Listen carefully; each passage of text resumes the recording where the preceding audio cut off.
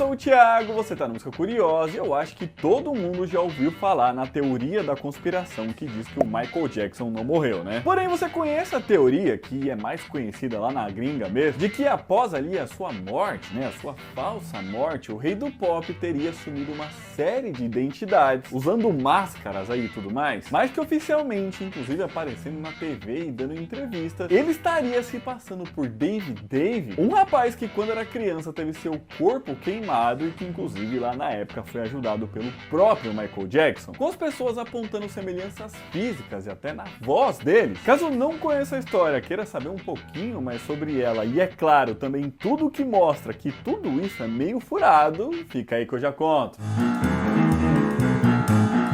Bom, a verdade é que desde a morte do Michael Jackson lá em 2009 já vem sendo criada aí uma série de teorias da conspiração de que na verdade ele teria forjado seu falecimento, a fim de fugir aí da fama e também de todas as acusações que a gente sabe que ele sofreu ao longo de sua carreira. Acontece que uma dessas teorias foi um pouco além nisso tudo, inclusive teria descoberto, bem entre aspas, tá, por quem o rei do pop estaria se passando após a sua morte. Com muita gente até hoje falando sobre isso, inclusive tentando descobrir aí novas identidades dele, já que ele estaria utilizando máscaras ultra realistas para isso. Mas vamos lá explicar então essa teoria desde o começo, né? Segundo essa teoria aí diz, tudo teria começado lá em 1984, quando Michael Jackson estava gravando um comercial para Pepsi. Porém, o seu cabelo acabou pegando fogo ali, um daqueles equipamentos de pirotecnia que fica em cima do palco, e que acabou sendo acionado ali no momento em que ele estava próximo a ele. E isso aí é verdade, tá? Realmente aconteceu, tem vídeo e tudo mais. E nesse momento aí, apesar das chamas terem sido apagadas rapidamente, ele foi levado a um hospital e foi divulgado que o rei do pop sofreu com queimaduras de 2º grau no couro cabeludo. Porém, as pessoas que acreditam nessa teoria dizem outra coisa, tá? Que isso aí foi mentira. De que, na verdade, ele teria sofrido ali queimaduras severas de 3º grau em boa parte do corpo e também no rosto, ficando mesmo com aquela aparência de pessoas que acabam sofrendo mesmo com queimaduras graves como essas, né? Com seu rosto ali, então, tendo ficado completamente alterado por conta desse acidente, com ele ficando na verdade dessa forma. Então, por conta disso e por toda a sua vida aí após esse acontecido, né, ele teria usado máscaras super realistas para esconder como tinha ficado seu rosto. E um grande exemplo e até prova disso estaria no filme Michael Jackson's Ghost, lançado em 1996, onde ele interpreta 5 personagens diferentes, com alguns ali tendo rostos completamente diferentes do dele, com ele utilizando essas máscaras realistas para interpretá-los, o que mostrava que o fato dele estar usando máscaras fosse possível mesmo, e que talvez ele tivesse até mesmo acostumado a elas. Sem contar que nesse mesmo filme ainda mostra ali que ele era capaz de fazer vozes diferentes, o que o ajudaria então nesse disfarce diário que ele estaria usando.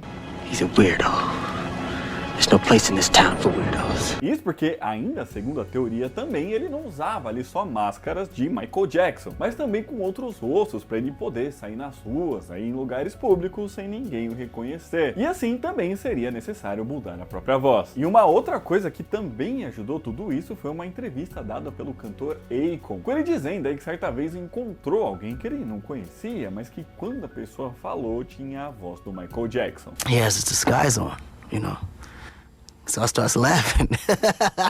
Because I didn't recognize him, you know? Uma outra coisa apontada aí para confirmar toda essa teoria seria o nariz do cantor. Isso de quando ele usava máscaras de Michael Jackson mesmo, tá? Já que ele mudou ali em diversos momentos e às vezes parecia até meio esquisito, como se fossem ali problemas que as máscaras estavam apresentando, né? Máscaras essas que, como eu disse, tinham 2 funções, tá? Uma para sair como Michael Jackson mesmo, como ele teria que sair como Michael Jackson, e outras de pessoas comuns, né? Para ele poder sair nas ruas sem ser reconhecido. Com isso tudo ganhando ainda mais força quando de fato encontraram aí máscaras reais na casa do artista, certa vez quando um programa de televisão foi visitar lá depois da sua morte, sendo então essa uma espécie de confirmação disso tudo. Mas ainda teria a prova final que envolve um rapaz chamado Dave, que o Michael Jackson teria tomado aí a sua identidade após 2009, quando ele teve ali a sua morte oficial. Mas antes eu preciso explicar quem é Dave, certo? Pois é, ele ficou conhecido lá nos Estados Unidos nos anos 80, porque quando ele tinha apenas 6 anos de idade, seu pai tentou assassiná-lo colocando fogo nele. Felizmente ele sobreviveu, mas teve cerca de 90% do seu corpo severamente queimado. Coisa que fez ele conhecer o Michael Jackson, que pagou ali pelos seus tratamentos e cirurgias e tudo mais. Com eles ali então também criando uma amizade. E todas essas coisas aí fazia com que o Dave, lá na época que ele era criança, também aparecesse na mídia, televisão e tudo mais. Acontece que depois de um tempo ele parou de aparecer nesses lugares, mas voltou a estar em programas e uma série de outras coisas vários anos depois, justamente após a morte do Michael Jackson lá em 2009. E foi nesse momento também que muita gente começou a perceber ali semelhança entre os dois, tanto físicas como também na voz, tá? E o Michael Jackson tinha uma voz bem específica. E com tudo isso, então, muita gente começou a acreditar que aquele não era o Dave, né, agora adulto, mas sim o Michael Jackson se passando por ele. E as vozes realmente se parecem, tá? Dá uma olhadinha. I think we're all human beings and we all have different emotions and different feelings. However, we all have different challenges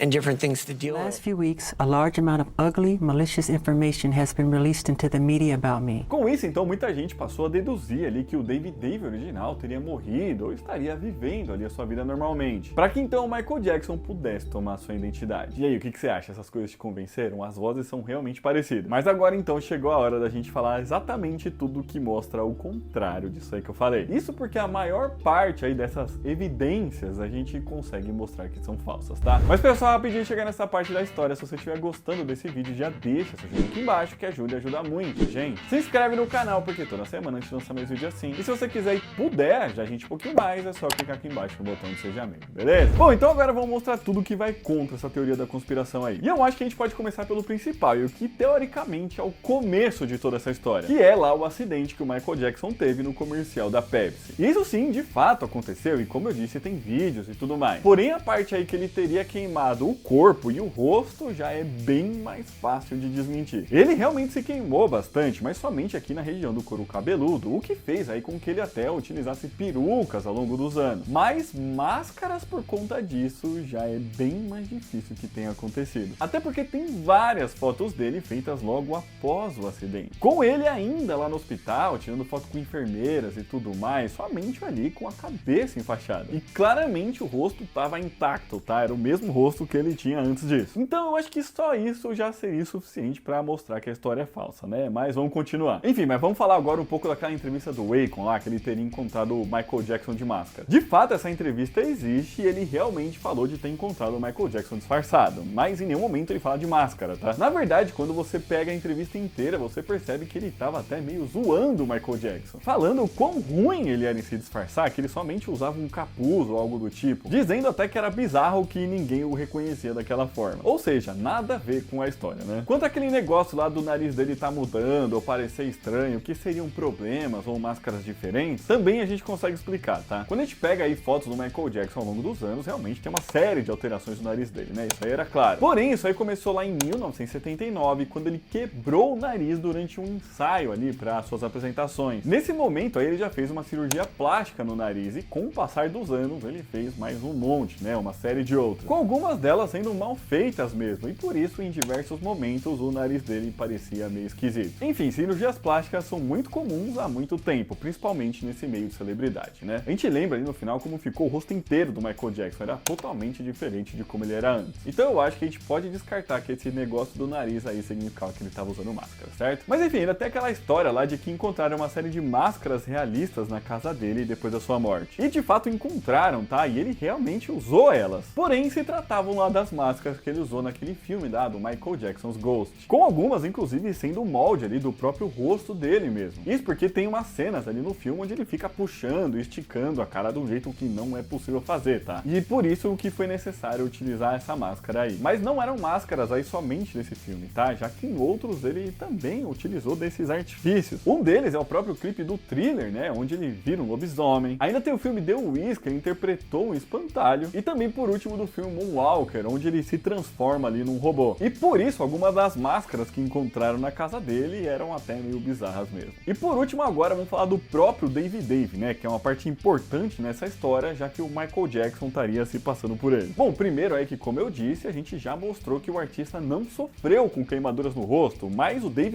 sim. O que já mostra aí que o Michael Jackson não é o Dave. Mas além disso, a gente consegue ver aí de que desde quando ele era criança, né? Inclusive quando ele aparecia teoria aí junto com Michael Jackson, o garoto já tinha aquela mesma aparência, somente ficando mais velho, né? E por isso talvez tenha algumas mudanças. E pela internet, inclusive, é fácil de encontrar o David Davey com diversas idades diferentes, tá? Então, não, né? Sem contar que o próprio David Davey também já morreu. Ele acabou falecendo em 2018 por conta de uma pneumonia. Então, será que se ele fosse o Michael Jackson, ele teria morrido de novo, né? Sei lá como que a gente pode falar isso. É tudo muito frágil nessa história, né? Por fim, mas mesmo com tudo isso aí, essa teoria das máscaras, ela persiste, tá? Com muita gente acreditando até hoje, tá? Mesmo depois da morte aí do David Davey, que seria o Michael Jackson, que o cantor aí estaria se passando ainda por outras pessoas, tá? E atualmente a moda é falar que ele, na verdade, é o cantor Jack Crooner, comparando os olhos deles e tudo mais, e falando até mesmo aí que o Jack Crooner se parece com uma das máscaras que o Michael utilizou lá no filme do Michael Jackson's Ghost. Mas, gente, são umas comparações tão toscas que eu vou te falar, viu? A verdade é que, assim como aconteceu com o Elvis e uma série de outros artistas, sempre vão achar provas aí de que ele, na verdade, não morreu. Mesmo quando aqueles que são apontados aí como os reais Michael Jacksons, né? Como o David Davey, por exemplo, eles mesmos já faleceram, né? Enfim, fala aí o que você acha disso tudo, tá?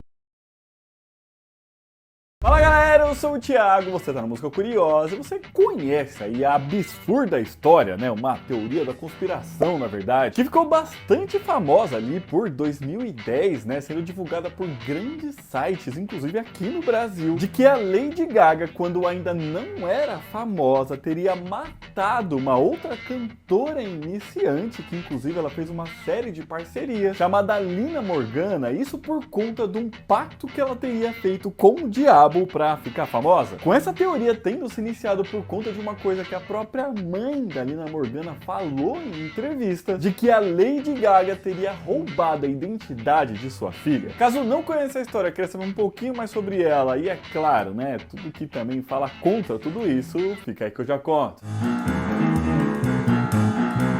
Bom, Lina Morgana foi uma jovem que sonhava em ser artista, tá? E na década de 2010 ela estava nesse caminho, principalmente ali na metade final da década. Foi nesse momento que ela foi descoberta e passou a ser produzida por Rob Fusari, que anos antes aí tinha tido bastante sucesso produzindo bandas como Destiny Childs e artistas como Kelly Rowland. Com ele agora passando a apostar na jovem artista e ajudando ela a gravar algumas músicas. E foi enquanto isso acontecia que ele conheceu e descobriu uma outra jovem que também tinha o desejo de ser artista, chamada Stephanie Joanne Angelina Germanotta. E você pode não conhecer esse nome, mas poucos anos depois disso ela ficaria extremamente famosa como Lady Gaga. Mas nesse momento ela ainda não era conhecida e nem mesmo tinha criado aí o personagem Lady Gaga, né? Isso ainda era 2007. E o produtor aí, então, a fim de divulgar as duas artistas que ele tinha, colocou a Stephanie para cantar junto com a Lina em algumas músicas, com elas fazendo um feat mesmo, tá? Com ambas escrevendo e trabalhando ali em cerca de umas 12 canções.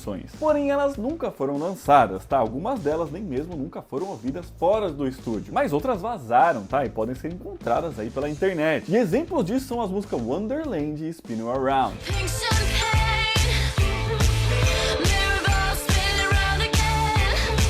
Acontece que a carreira de uma delas foi abruptamente interrompida, já que no dia 4 de outubro de 2008, Lina Morgana, infelizmente, acabou falecendo aos 19 anos de idade ao ser atirada do telhado de um hotel em Nova York, sem ter deixado muitos motivos claros para isso, pegando até mesmo ali algumas pessoas próximas de surpresa. Já a Stephanie, apenas 2 meses antes disso, em agosto de 2008, tinha assumido seu alter ego Lady Gaga e lançado seu disco de estreia, o The Fame, que foi um absurdo de sucesso que fez, principalmente com músicas como Just Dance, Paparazzi e Poker Face, além de algumas outras.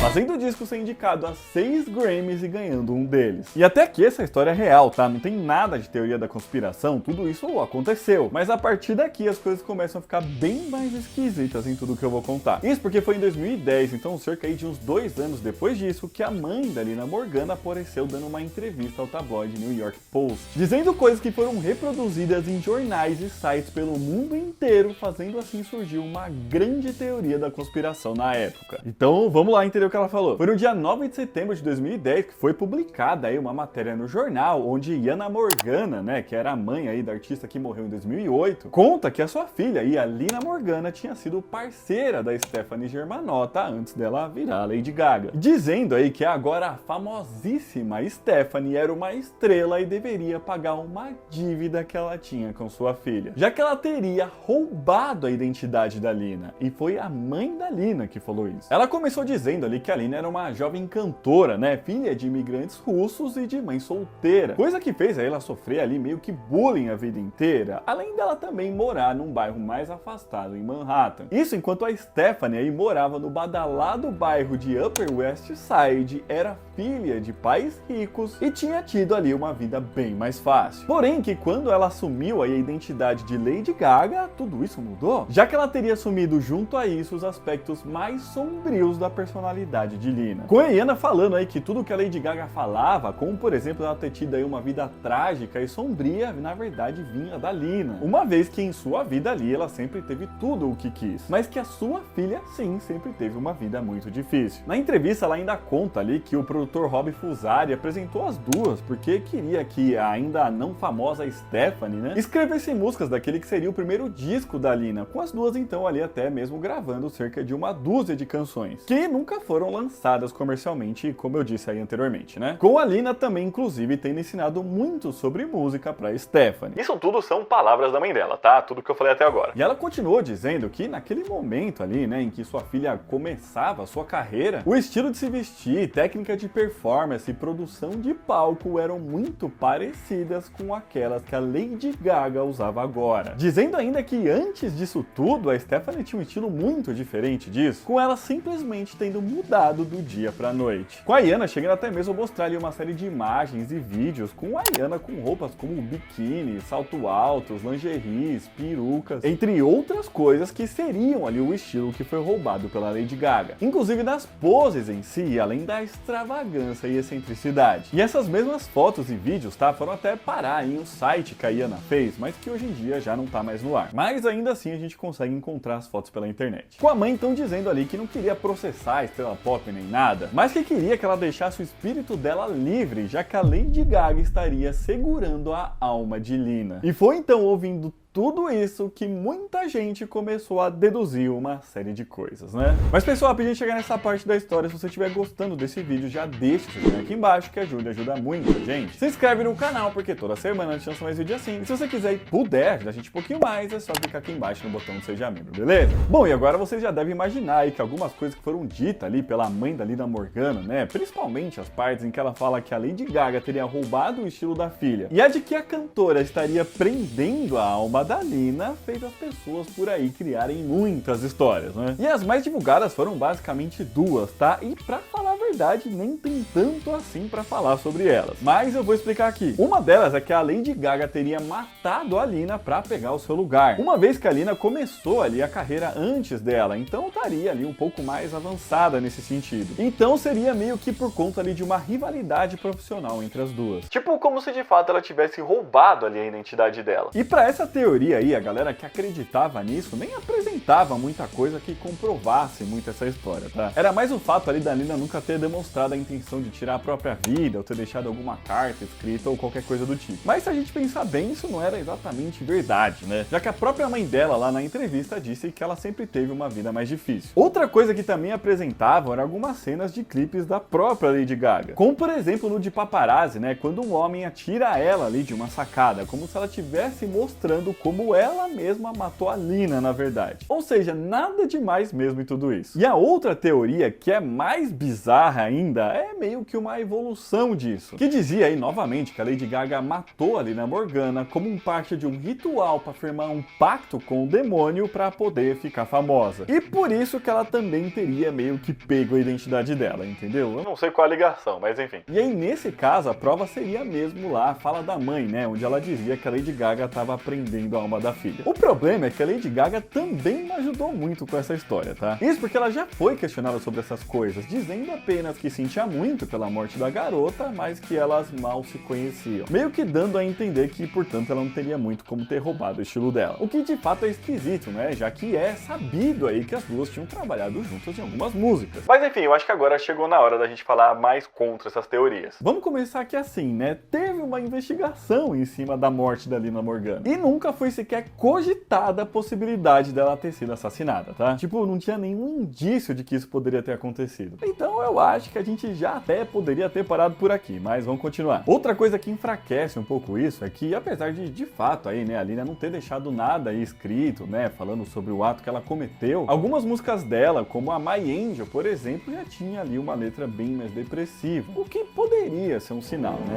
But I won't be afraid.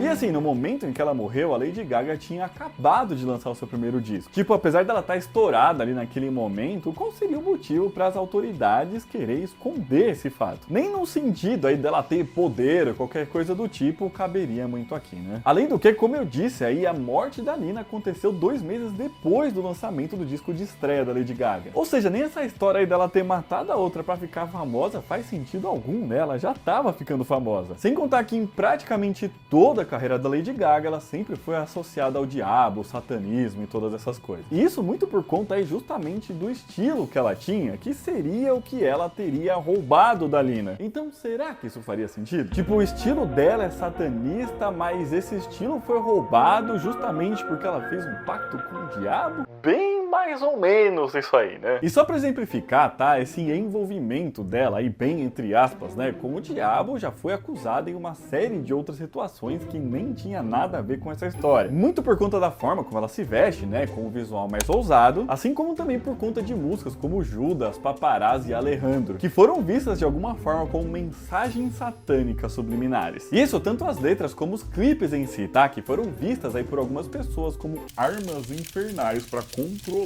a mente dos jovens. E isso aí foi dito até mesmo em programa de televisão, tá? Só pra vocês terem noção. Inclusive, uma igreja batista dos Estados Unidos chegou a afirmar que a Lady Gaga era a prostituta da Babilônia, que é uma entidade ligada ao Apocalipse na Bíblia. Gente, olha o nível de loucura dessa galera. Sem contar todas as histórias de que ela costumava tomar banhos de sangue, né? Que já foi aí desmentido também uma série de vezes. Uma vez que esse boato surgiu aí a partir de uma personagem que ela interpretou na série American Horror Story. Então, assim, né? Nada a ver mesmo. Mas enfim, e sobre aí as acusações de roubo de identidade feitas pela mãe da Lina? Aí, sei lá, né? Pode de fato ali ter rolado uma inspiração ou algo do tipo. Não tem muito como saber se isso faz sentido ou não, né? Nesse caso, só ela mesma poderia confirmar. De fato, aí quando você pega as fotos lá da Lina Morgana, é um pouco parecida as formas como elas se vestem. Mas às vezes foi algo mais inconsciente, né? Eu acho que pode ter acontecido. Mas, como eu disse, eu não acho que foi um roubo de identidade em si. Talvez mais uma inspiração mesmo. Ainda mais que na época em que a Lady Gaga estava em uma das turnês do disco The Fame, ela criou o alter ego Morgana Devacelli, que é mais misterioso e apareceu muito pouco na carreira dela. Ela era ali sensual, né, com cabelos bem escuros e sempre aparentando estar mais triste, com muita gente achando mesmo que isso poderia ser uma espécie de homenagem a Lina Morgana. Ainda mais que as duas tinham nomes parecidos, né, Morgana Devacelli e Lina Morgana. Mas enfim, nada confirmado também, a Lady Gaga nunca falou sobre isso. Ah, e já que a gente tá falando aqui de coisas que ela disse ou não disse, né, eu queria comentar um pouco aqui sobre aquele negócio dela ter falado que conheceu pouco a Lina Morgana. E assim, isso realmente é estranho, né, já que elas trabalham juntas ali em algumas músicas. Mas sinceramente, não é impossível. Elas podem simplesmente ter tido uma relação mais profissional mesmo, sem muita intimidade. Mas enfim, eu realmente acho que a Lady Gaga poderia ter explicado isso um pouquinho melhor, só pra galera não ficar enchendo o saco, né? Fala galera, eu sou o Thiago, você tá no Música Curiosa, e que a Elis Regina foi uma das maiores cantoras do Brasil, eu acho que todo mundo sabe. Mas você conhece a história que muita gente acredita, inclusive pessoas aí próximas a ela, de que o motivo oficial de sua morte, que foi overdose, teria sido inventado pelo governo da ditadura militar, a fim de destruir a sua reputação depois de já falecida, muito por conta ali de todas as críticas que ela já tinha feito ao governo. Caso não conheça a história, eu queria saber um pouquinho mais sobre ela, fica aí que eu já conto. Bom, Bom, mas antes de começar a falar sobre a história, eu preciso dizer que é difícil falar aí se o que eu vou contar aqui de fato é uma teoria da conspiração sem fundamento ou se de fato aí é uma desconfiança justa, tá? Afinal, vocês vão ver aí que existem pessoas que eram muito próximas à cantora lá na época e que acreditam em uma manipulação no motivo da morte dela, enquanto outros não, tá? E eu vou mostrar tudo isso aqui. E outra coisa que deixa passível aí de desconfiança é o fato, né, de que o médico legista que assinou ali a causa da morte dela ser o mesmo aí que comprovadamente alterou o motivo da morte de uma outra pessoa bastante importante que também era contra a ditadura militar. Mas enfim, então vamos começar com isso tudo logo, assim vocês podem também tirar as suas próprias conclusões. Porque eu sinceramente fico um pouco em dúvida sobre tudo isso, tá? Então vamos lá. Elis Regina, ou Pimentinha, foi uma das maiores cantoras brasileiras na história e marcou muito ali pela forma como ela interpretava as canções, sem contar ali a potência de sua voz que chamava a atenção de muita gente. E ela começou sua carreira profissional como cantora ainda quando era criança, aos 13 anos de idade, cantando na Rádio Gaúcha em 1958, já ganhando ali alguns prêmios e reconhecimento em seu estado natal, que era o Rio Grande do Sul. Porém, o sucesso nacional mesmo viria somente anos depois, mais pro fim ali dos anos 60, e se consolidaria ali principalmente nos anos 70. Assim, foi em 1965, com 20 anos de idade, que ela participou do primeiro Festival de Música Popular Brasileira da TV Excelsior, interpretando a canção Arrastão, que foi composta pelo Edu Lobo e Vinícius de Moraes.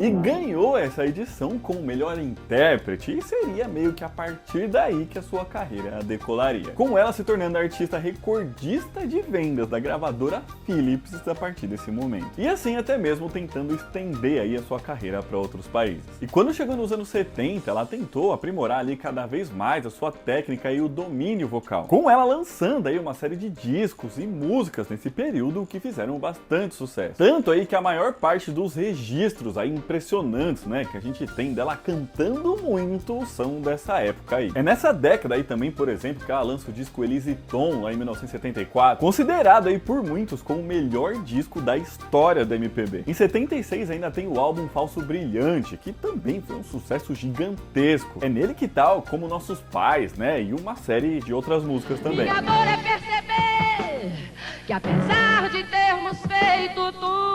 Acho que a gente nem precisa aqui ficar muito explicando tudo que ela fez, né? Acontece que, como vocês devem se lembrar, né, nesse período aí o Brasil vivia a ditadura militar. E nos anos 70 ali, principalmente no começo deles, aconteciam os chamados anos de chumbo, né, que foi o período ali de maior repressão do governo, com muita gente sendo presa, torturada e morta pela polícia e pelo exército. Coisa que fazia então com que muitos artistas criticassem o regime, com alguns deles sendo até mesmo exilados do país, né? E a Elis era uma dessas pessoas aí que costumavam fazer críticas à ditadura, tanto com falas e até mesmo em canções, né? Por exemplo, como na música O Bêbado e o Equilibrista.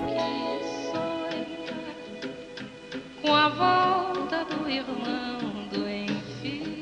Com ela chegando até mesmo a se filiar ali ao Partido dos Trabalhadores em 1981, que era de oposição, né? Com todas essas coisas, então, fazendo ela ser espionada e investigada pelo governo. E isso aí é documentado, tá? Inclusive, certa vez aí ela teria dado uma entrevista lá na Holanda e teria dito ali que o Brasil era governado por gorilas. Com muita gente dizendo que ela somente não foi presa aí nesse momento justamente por conta da sua enorme popularidade, que causaria então uma grande comoção nacional, né? Então ela acabou sendo aí obrigada a cantar o hino nacional em um evento que aconteceu num estádio. E como eu disse, nesse momento aí ela vivia o auge da sua carreira, sendo muito conhecida e reconhecida no país inteiro. Porém, infelizmente, esse momento aí não duraria muito. Isso porque ela acabou falecendo na manhã do dia 19 de janeiro de 1982, com apenas 36 anos de idade. Com o motivo da morte divulgado sendo overdose por conta da mistura de cocaína e álcool. Coisa que fez muita gente próxima a ela se indignar logo de cara. Afinal, segundo eles, ela não costumava usar nem muitas drogas e também não tomar muito álcool. E assim começava então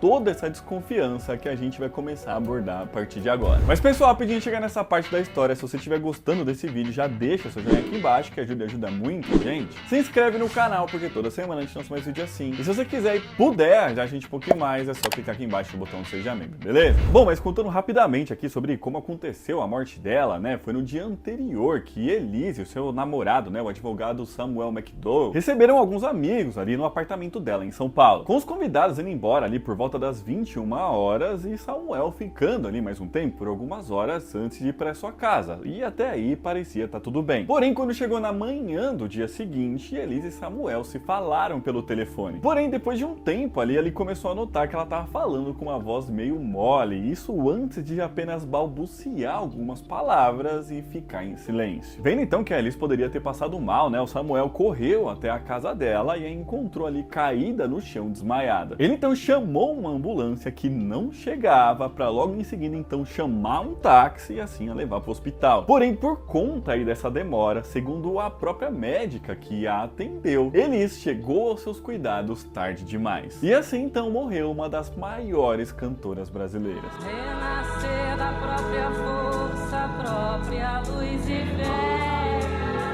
Porém, também é nesse momento que começa uma das maiores polêmicas da época, que é justamente do que morreu Elise. Isso porque, conforme eu disse aí, né, o laudo da necropsia dizia que o motivo teria sido ali a mistura de álcool e cocaína, o que causou muito estranhamento, já que Elise não tinha ali um histórico de abuso, nem de álcool, nem de drogas, com as pessoas próximas a ela dizendo ali que ela não fazia uso frequente de drogas e bebia muito pouco também, sendo ali uma coisa bastante esporádica, na verdade. E assim, então, alguns amigos e parentes dela começaram a desconfiar que esse laudo, na verdade, teria sido encomendado pelo governo militar, para que o motivo da morte da Elise fosse uma forma de destruir a sua reputação, principalmente ali para boa parte mais conservadora da sociedade. Coisa que de fato aconteceu, tá? Já que logo que esse laudo foi divulgado, ela passou quase que imediatamente de uma unanimidade nacional para persona não grata para uma parcela dos fãs, que começou a questioná-la ali não só moralmente, mas também artisticamente. E com isso, então, algumas pessoas mais próximas dela, inclusive, foram a público contestar tudo isso. Ainda mais que o médico que assinou o laudo havia sido Harry Shibata, que apenas 6 anos antes tinha assinado o laudo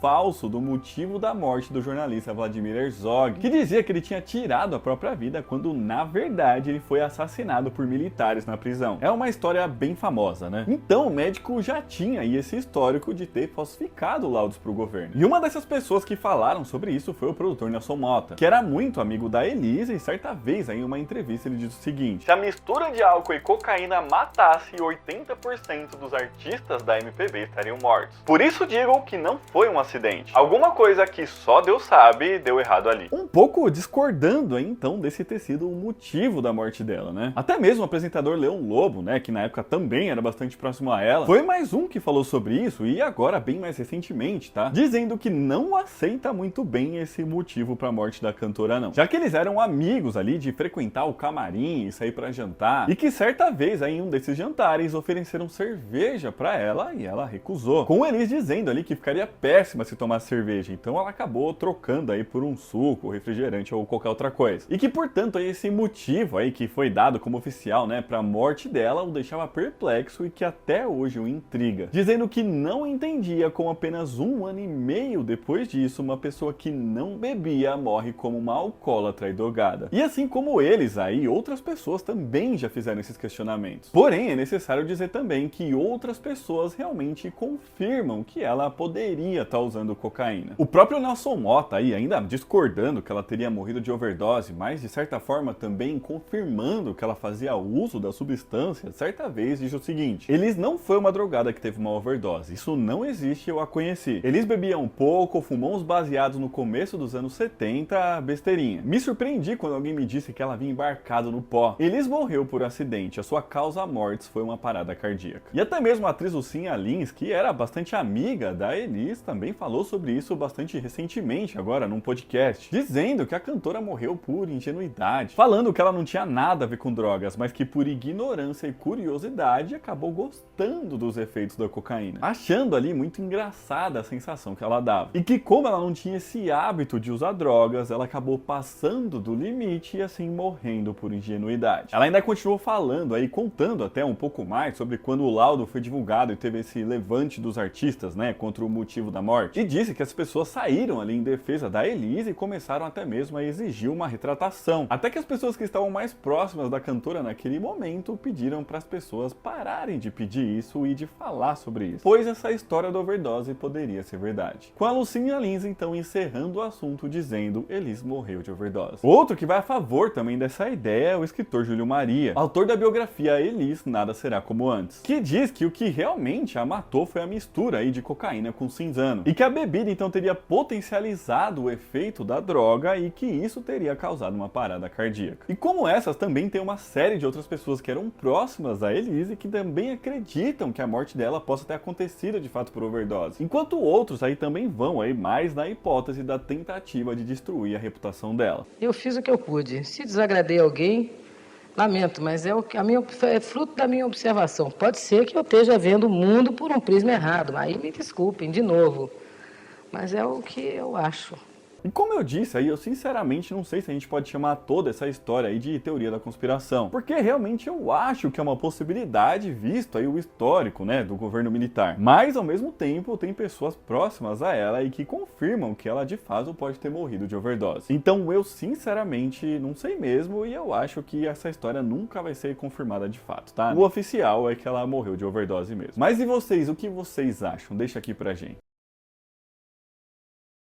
Fala galera, eu sou o Thiago, você tá na Música Curiosa, e se você gosta aí de histórias envolvendo o mundo da música, talvez você conheça aí o famoso Clube dos 27, que se tornou aí uma espécie de teoria da conspiração por conta aí de vários músicos famosos terem morrido justamente aos 27 anos de idade. Com essa aí então se tornando ali uma idade amaldiçoada, já que segundo essa teoria seria nessa idade que a maior parte aí dos famosos morreriam e muitas vezes de forma misteriosa. Mas será que tudo isso tem fundamento? Será que a maior parte dos músicos famosos realmente morrem aos 27 anos? Pois é, exatamente por isso que foi feito um estudo demonstrando aí um pouco melhor tudo isso e qual a verdadeira idade amaldiçoada para essas pessoas. Então, caso não conheça a história, eu queria saber um pouquinho mais sobre ela, fica aí que eu já conto.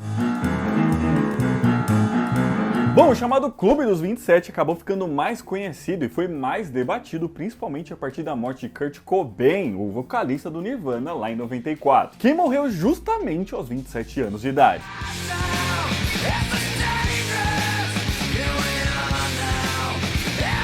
Acontece que essa história aí já tinha começado a surgir lá nos anos 60, mais especificamente em 69, quando morreu o guitarrista e um dos fundadores do Rolling Stones, o Brian Jones, também com essa idade, com ela se fortalecendo ainda mais, já que foi pouco tempo depois disso, ali cerca de 1 ou 2 anos, que morreram astros como Jimi Hendrix, Janis Joplin e Jim Morrison, todos com essa mesma idade. Com ela também relembrando a morte do Robert Johnson em 38 e voltando a aparecer mais recentemente em 2011 com a morte de Amy Winehouse, que quando morreram aí esses dois, adivinham, tinham exatamente 27 anos, né? Porém, quando a gente volta aí no tempo, existe ainda uma série de outros músicos muito famosos, apesar de às vezes menos que esses aí que eu falei, que também morreram com essa idade, que estavam ali bombando no momento da sua morte. E exemplos disso são o Dave Alexander, né, que era o baixista do The Stooges, o G. Boon, que era o guitarrista do Minutemen, Christian Pfaff, a baixista do Hole, Ron Pigpen, né, que era o vocalista do Grateful Dead, Richie Edwards, o guitarrista do Manic Street Preachers, que na verdade desapareceu com essa idade sem nunca ter encontrado. E mais uma galera, essa lista aí é realmente bem grande, fazendo aí com que esse clube de artistas que morreram aos 27 anos aumentasse cada vez mais, e assim também alimentando essa mística aí da idade amaldiçoada. E aqui eu quero fazer só uma observação, tá? Já que eu falei lá do desaparecimento do Richie Edwards, a gente já fez um vídeo aqui no canal sobre isso. Até porque a própria família dele acha que ele forjou a própria morte, já que ele fazia planos sobre isso quando era criança, tá? Então se você quiser assistir, o vídeo tá aqui no card. Mas agora voltando aqui pra história, todas essas questões aí fez com que cada vez mais pessoas quisessem entender tudo isso e que assim criassem aí teorias da conspiração tentando achar uma conexão entre todas essas pessoas. E o que teria feito aí então todas elas morrerem com exatamente 27 anos de idade. Ainda mais que a maior parte dos falecimentos aconteceram de maneira trágica, até porque eles eram bem jovens. E por muitas vezes também aconteceram de forma meio incertas e misteriosas, fazendo aí várias delas terem as suas próprias teorias da conspiração, tá?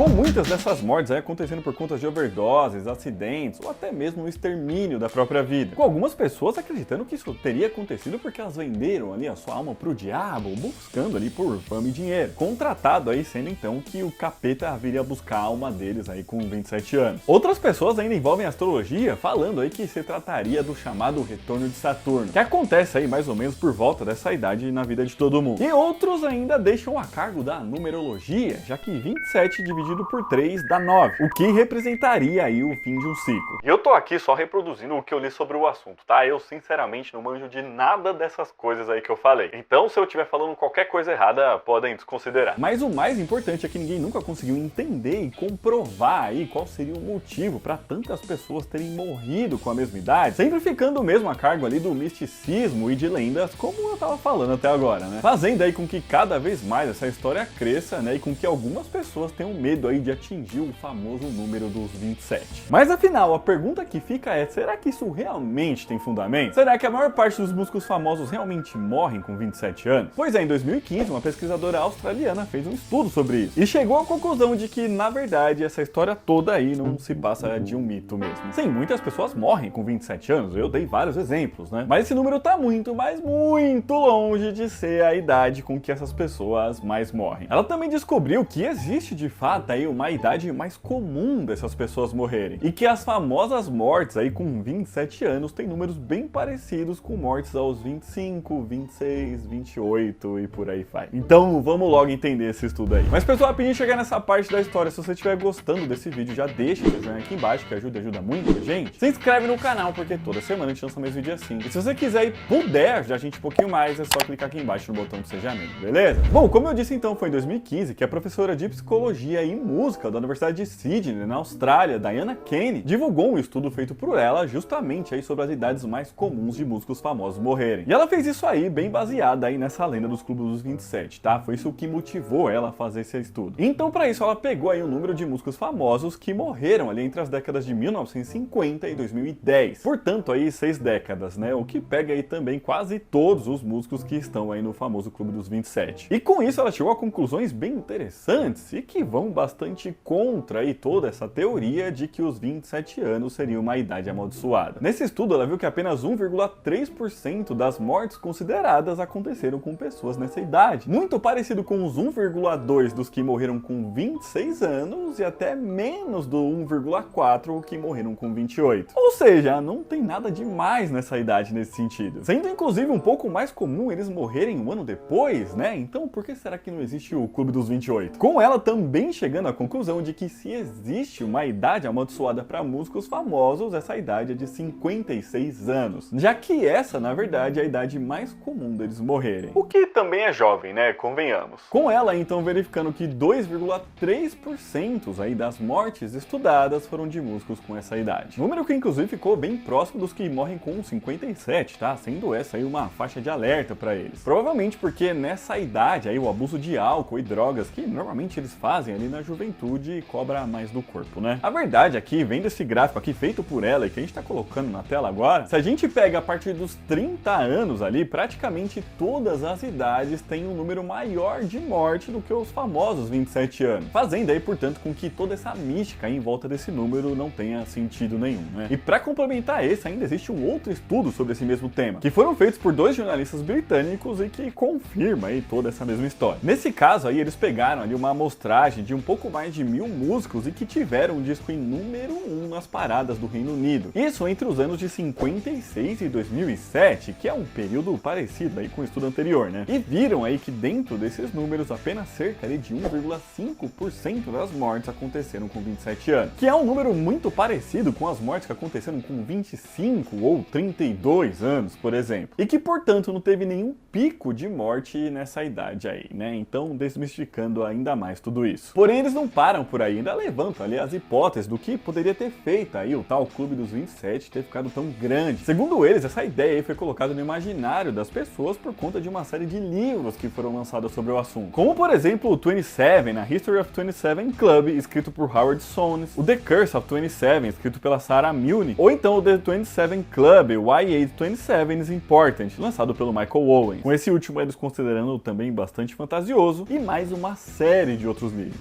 acabou sendo criada aí uma espécie de lenda mesmo sobre tudo, né?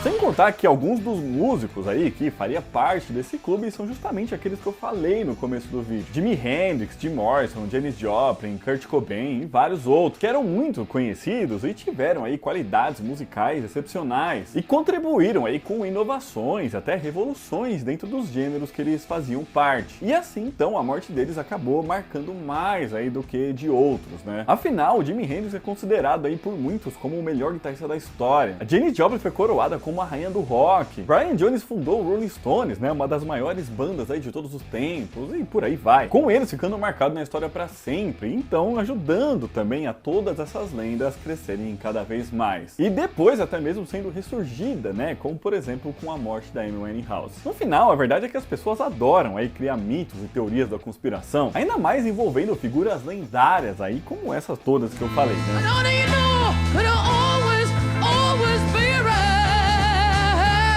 Afinal, a importância deles aí, tanto pro mundo da música como pros fãs, acaba dando esse ar místico, como se eles fossem aí seres de capacidade sobre-humana, né? Colaborando então aí para que tudo isso seja criado mesmo, né? Porém, como a gente viu, apesar deles realmente terem sido aí artistas excepcionais, a verdade é que infelizmente eles só tiveram ali um fim bem trágico, de maneira bastante precoce. Eles ainda eram bem jovens e com muita coisa para mostrar. Eu sou o Thiago, você tá no Música Curiosa e você conhece a história que surgiu aí pela internet há mais ou menos um ano atrás, de que a música Californication, lançada pelo Red Hot Chili Peppers lá em 99, teria previsto acontecimentos que estariam acontecendo no mundo mais ou menos na época em que estamos vivendo agora? Será que isso é verdade? Caso não conheça essa história e queira saber um pouquinho mais sobre ela e se isso tudo aí faz sentido, fica aí que eu já conto. Bom, foi no ano de 1999 que a banda de rock norte-americana Red Hot Chili Peppers lançou um dos seus discos de maior sucesso até hoje em dia, que foi o Californication, que tem várias das músicas mais conhecidas deles, como Scar Tissue, Other Side, Around the World, Isa Lee, Roading Trip e aquela que dá nome ao disco, Californication. E a ideia do álbum, que lá na época, né, atingiu as primeiras posições nas paradas de vários países e vendeu milhões de cópias no mundo inteiro, era de falar um pouco mais e a de criticar o estilo de vida das pessoas da terra natal da banda, né, a Califórnia. Principalmente quando se tratava de Hollywood e seus integrantes. Com a música, então, Californication também falando sobre isso, ou será que não? Pois é, como eu disse lá na introdução do vídeo, foi há mais ou menos um ano atrás aí que começou a surgir pela internet, principalmente lá nos Estados Unidos, uma série de pessoas dando uma nova interpretação para essa música, mostrando que talvez ela tenha previsto o futuro, mais especificamente o momento em que estamos vivendo agora. Com as pessoas então fazendo paralelos da letra da música com questões como espionagem da China, a ativista Greta Thunberg, a Alexa, o aumento das cirurgias plásticas e até mesmo a crise climática. E por fim, até mesmo indicando aí que o mundo vai acabar.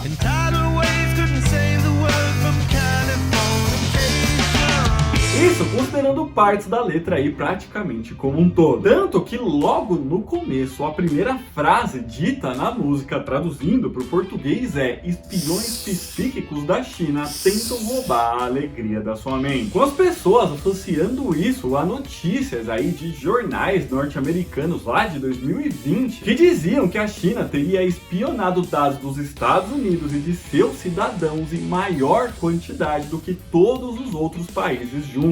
Logo depois disso ainda vem a parte da música dizendo: garotinhas suecas sonham em ser cotadas para o cinema. Com a galera então da internet associando isso à aparição da ativista ambiental e sueca Greta Thunberg, que começou a ficar famosa a partir de 2018 por conta das manifestações e seus discursos pela preservação do meio ambiente. E nessa época aí ela ainda era uma adolescente e por isso seria uma garotinha sueca. E que talvez aí em algum momento da história história possa até mesmo ser representada no cinema, né? Vai saber. Bom, mas aí então a letra continua, né? E pulando agora um pouco mais pra frente, depois eu volto aí pra segunda estrofe, porque ela vai ligar com uma outra parte da música. Vamos pro pré-refrão ali, onde ele fala: pague bem o seu cirurgião pra quebrar o feitiço do envelhecimento. Pele de celebridade, esse é seu queixo ou é a guerra que você tá travando? E eu acho que aqui é muito clara a mensagem, né? Ele fala aqui do aumento das cirurgias plásticas e que continuam crescendo cada vez mais, tendo um boom ali, principalmente a partir de 2010, com as redes sociais e todas essas coisas. Com as pessoas então tentando quebrar o feitiço do envelhecimento ou somente aí tentando se adaptar mesmo aos padrões de beleza de seu tempo. E continuando aqui, a segunda estrofe depois do refrão ainda tem: e com bem você pode ouvir as esferas, cantando canções do Station to Station, que é um álbum do David Bowie, tá? Nessa parte aqui, segundo a teoria aí, eles estariam prevendo a Alexa, que em alguns de seus modelos aí é redondinha e toca música, né? E pra finalizar agora ainda vem a parte mais dramática aí dessa previsão de futuro, que falaria sobre a crise climática e o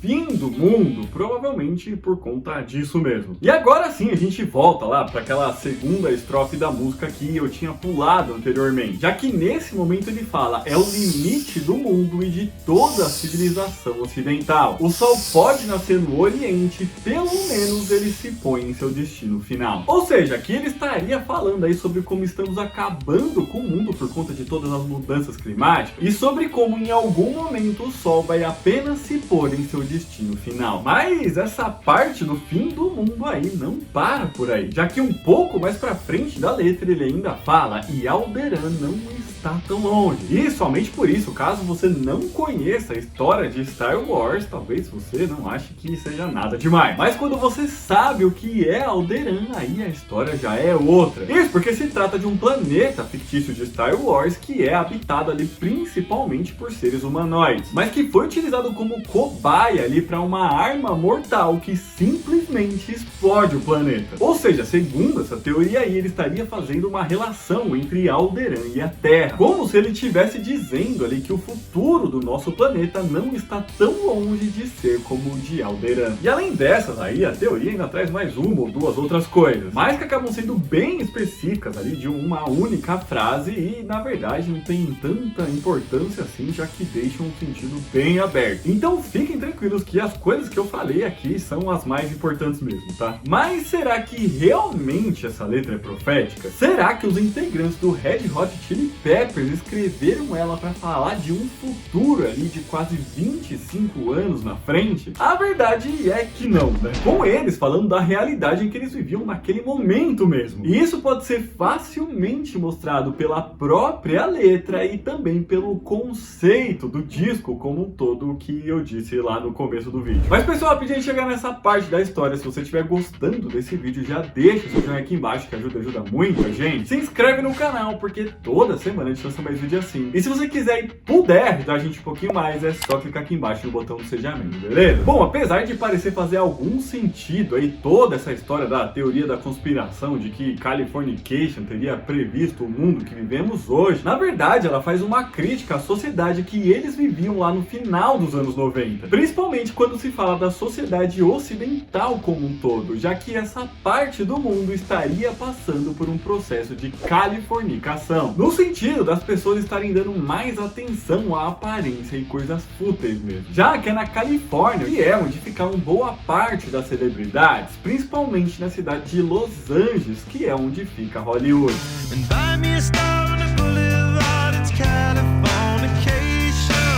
Sem contar que a própria banda é de lá e são celebridades, já eram naquele momento. Portanto, é como se eles estivessem falando de um assunto que eles estão vendo de dentro e vivenciando tudo aquilo. Assim, quando a gente pega pra ler aí a letra inteira da música, isso fica bem fácil de ver. Tanto que a música também fala sobre a romantização da gravidez na adolescência, drogas e vídeos de conteúdo adulto. Eu não posso falar o nome mais comum aqui, mas vocês entenderam o que é. E pensando dessa forma, fica bem mais claro claro aí de entender aquelas mesmas estrofes lá que eles usam para essa teoria. E vocês vão ver aí que essas mesmas frases vão fazer muito mais sentido pensando dessa forma do que eles estariam prevendo o futuro, tá? Começando lá pela primeira parte que eu falei, né, dos espiões psíquicos da China. E a ideia aqui era mostrar aí, então, esse declínio da sociedade ocidental. E por isso eles citam a China, que é um país oriental e que no final lá dos anos 90, né, que é quando a letra foi escrita, começava a ver a sua economia chamar a atenção,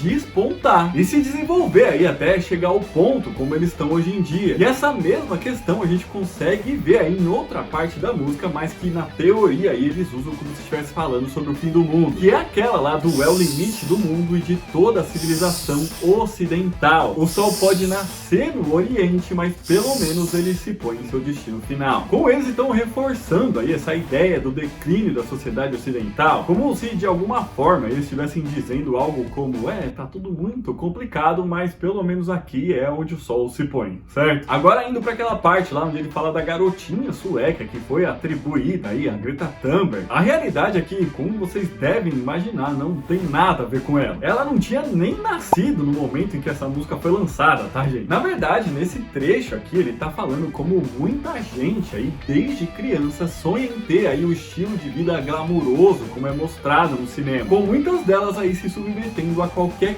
coisa para conseguir isso. Lembrando, tá, gente, que a gente tá falando do mundo antes da internet, portanto, aí os artistas de cinema e música eram basicamente as pessoas mais famosas do mundo. E apesar deles estarem querendo falar aí de pessoas do mundo inteiro, de uma maneira geral nessa parte, ele cita garotinhas especificamente desse país por já ter havido aí uma grande imigração de atrizes suecas para Hollywood. Então ele meio que acabou utilizando as pessoas desse país para usar aí como exemplo. E é logo depois de falar aí, então, essa frase na música que vem o que deixa muito claro esse sentido aqui que eu tô falando, já que no todo seria aí garotinha sueca sonha em participações no cinema, e se você quer esse tipo de sonho, isso é californicação. Agora, indo para aquela parte lá das cirurgias plásticas, a ideia na música era justamente a de passar a mesma aí que a teoria da conspiração fala, de que as pessoas ali estariam fazendo muitas intervenções para poder se adaptar aí a um padrão de beleza, coisa que já acontecia naquela época, é claro. E apesar de ser aí em menor quantidade, que hoje em dia já começava a ser muito comum, principalmente dentro do mundo das celebridades. Já na parte que ele cita lá Alderaan, né, o planeta de Star Wars, e aquela também que ele falaria da Alexa, né, lá da Esfera, que toca as músicas do David Bowie, pegando a estrofe inteira, a gente consegue perceber aí que ele só tá falando ali do poder dos estúdios de cinema, de conseguir fazer o que quiser e montar qualquer cenário para contar suas histórias. E talvez dando ali uma cutucada, meio que querendo dizer que essas mesmas histórias e filmes, assim como os envolvidos nela, podem manipular as aparências e fazer com que as pessoas no mundo inteiro queiram aquele estilo de vida. Dá uma olhadinha aqui na frase inteira, ó. O espaço pode ser a fronteira final, mas é feito em um porão de Hollywood. E como bem você pode ouvir as esferas tocando as músicas do Station to Station. E Alderaan está logo ali. Isso é californicação. Ele tá falando ali dos estúdios, como um tá perto do outro. Tá tudo ali, o espaço, o mar e tudo que você quiser. E talvez ao mesmo tempo disso, ele esteja querendo dizer aí, quando a gente pega o contexto da música como um todo, que a manipulação aí dessa indústria pelas pessoas é tão grande de que a sociedade pode ser apenas mais um grande cenário de cinema.